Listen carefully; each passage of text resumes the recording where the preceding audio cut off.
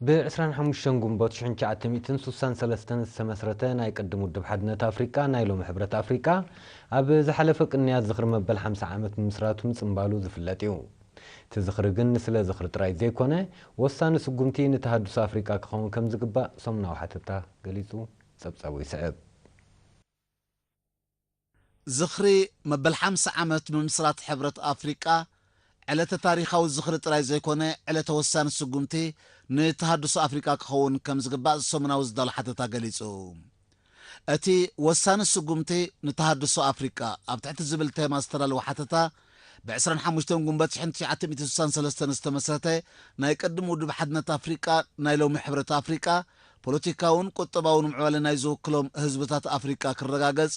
ዓበይትን ክቡራትን ዕላማታት ኣብ ቻርተር ስፍሪ ዝነቐለ ሓደ ካብ ኣዝዮም ኣገደስትን ዓበይትን ምትእኽኻባት ዓለምና ምዃኑ ብምጥቃስ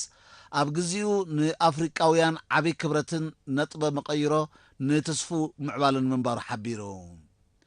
እቲ ውድብ ኣብ ዝተመስረተሉ እዋን ብዙሓት ናጻ ዘይወፅእ ሃገራት ስለ ዝነበራ ናጽነት ንዘይረኸቡ ህዝብታት ኣፍሪቃ ሙሉእ ብምሉእ ካብ መግዛእቲ ሓራ ምውፃእ፣ ሓድነት ህዝብታት ኣፍሪቃ ምድልዳል፣ ብሓበራዊ ምትሕጋዝ ቁጠባዊ ምዕባለ ምርግጋጽ፣ ሰብኣዊ መሰላት ኣፍሪቃውያን ከም ዝሕሎ ምግባር፣ ኣብ ውሽጣዊ ጉዳይ ኣባል ሃገራት ጣልቃ ዘይምእታው፣ ልኡላውነትን ግዛእታዊ ሓድነትን ዶባትን ውዕላትን ከም ዝኽበር ምግባር፣